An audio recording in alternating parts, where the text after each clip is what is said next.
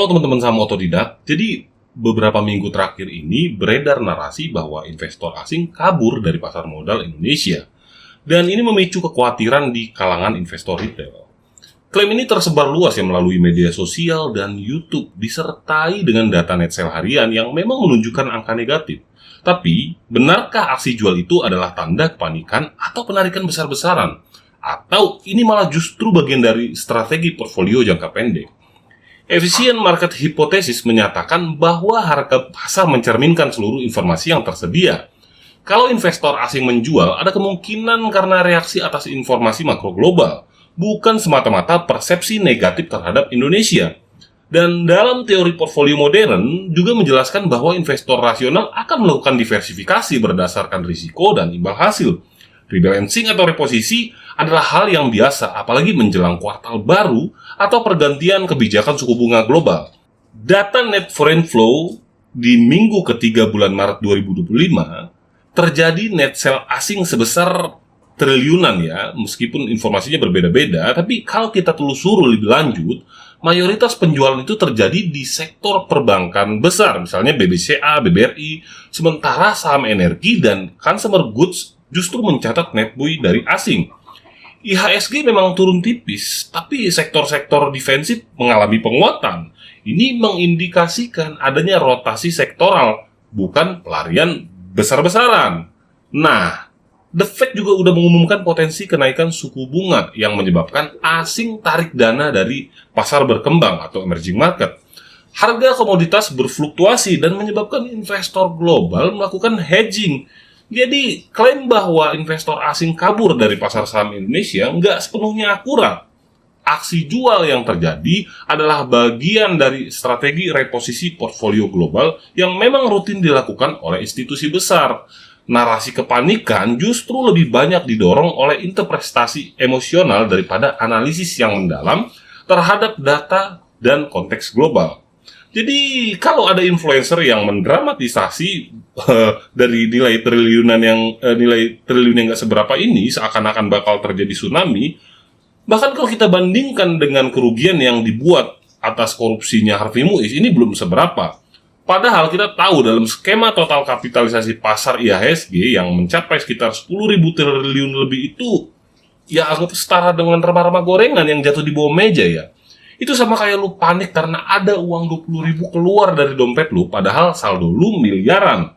Terus ada juga influencer yang ngomong, blue chip ditinggal sama dengan sinyal bahaya. Salah bro, justru itu adalah strategi realokasi. Kalau lu pikir asing itu nikah sama BBCA, BBRI, ya oke-oke aja. Mereka itu oportunis, kelas kakap. Ketika valuasi udah presi, yieldnya nggak menarik dan ada peluang besar di pasar lain kayak India, Brazil, atau bahkan US, mereka tentu bakalan angkat kaki. Dan lu lupa satu hal, mereka bisa balik lagi dalam 2 hari kalau sentimen berubah. Karena ini bukan cinta sejati teman-teman, ini cuma temporary LDR. Lagian selama asing jual, retail lokal beli, dan itu pertanda market lokal makin dewasa, nggak cuma tergantung sama uang panas. Lu bilang asimetri informasi tinggi, tapi malah percaya kalau asing punya mata ketiga yang lebih tajam. Entah itu pakai Bloomberg Terminal, entah RTI lah, dan itu menurut gua kontradiktif. Kalau pasar semi-efisien, maka artinya nggak ada yang bisa tahu semua hal secara akurat, termasuk investor asing. Mereka juga bisa salah, bisa juga panik, bisa juga overheads. Coba kalian inget deh, tahun 2008, asing kan juga kena batunya kok. Jadi jangan anggap mereka selalu tahu segalanya. Kadang mereka cabut karena overacting juga, bukan karena mereka tahu bakal ada meteor jatuh ke APBN. Dan soal The Fed naikin suku bunga sama dengan bunga buku lama ya. Jadi Fed naikin suku bunga bikin yield US itu atraktif, tapi itu udah di price in jauh-jauh hari bro. Market tuh forward looking, kecuali lu pikir market Indonesia itu orangnya yang baru bangun tidur gitu, harus outflow karena Fed bukan lagi kejutan. Malah sekarang banyak investor udah adjust dengan strategi carry trade hedge, bukan cabut total. Dan data menunjukkan beberapa sektor Indonesia malah kelihatan resilient terhadap Fed hikes ya. Jadi, lu nggak bisa cuma lihat naik suku bunga sama dengan uang kabur. Itu sama aja kayak bilang musim hujan sama dengan semua orang pasti sakit flu. Emang iya kadang, tapi nggak otomatis semuanya begitu ya. Kalian kan bilang, jangan remehkan sentimen kolektif. Tapi kalian sendiri yang jadi mesin pengganda sentimen negatifnya. Kalian split fear pakai kata, evakuasi lah, perhatian besar, api di bawah meja. Padahal, tugas analis atau investor yang dewasa itu justru membongkar fakta, bukan memprovokasi sentimen. Kalian tahu apa yang lebih bahaya dari outflow triliunan yang nggak seberapa itu? Narasi panik yang bikin retail jualan di harga bawah dan malah ngasih diskon ke investor institusi yang bakal beli lagi minggu depan. Investor asing keluar. Mungkin, tapi bukan karena cuma rumah kita kebakaran. Mereka cuma lagi cari tempat ngopi yang diskonnya lebih gede. Dan ketika aroma kopi kita balik harum lagi, stabilitas politik, reformasi fiskalnya jalan, inflasi terkendali, ya mereka bakal balik lagi dan beli lagi dengan harga mahal yang lu jual murah karena panik. Jadi jangan jual rumah cuman karena tamu lu cabut ke warung sebelah. Dan soal outflow-nya, serius, lu ngaku sendiri.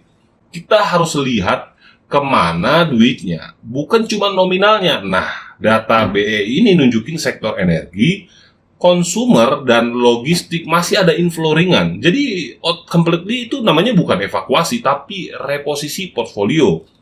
Ini gue ulang ya, uang panas emang datang dan pergi, tapi pasar yang bisa bertahan di tengah keluar masuknya modal itu justru tanda kedewasaan. Kalau lu bilang retail cuman trader TikTok, nggak salah, tapi lu juga meremehkan tren struktural. Jumlah SID naik signifikan tiap tahun, bro. Literasi keuangan meningkat, bukan cuman pom-pom, tapi juga edukasi via YouTube, Telegram, bahkan TikTok loh. Ini kan ironis. Dan ingat, market bukan cuman retail versus asing, ada institusi lokal. Misalnya reksadana, dana pensiun yang juga jadi shock absorber. Jadi kalau asing cabut, market nggak langsung nyungsep kayak pasar kelas 3. Indonesia itu udah bukan bocil pasar modal, brother. Kalau lu bilang Bloomberg terminal atau apalah itu namanya, itu kan bukan bola kristalnya si peramal itu. Jadi dia juga ibaratnya buat lu analisa juga. Lu bilang asing punya keunggulan info, iya, tapi itu nggak bikin mereka selalu benar. Lu kayak bilang pilot punya radar, tapi tetap aja kadang pesawat delay karena badai yang nggak kedeteksi. Dan justru, karena mereka gede, aksi mereka bisa nimbulin bias pasar. Lu tahu herding behavior nggak?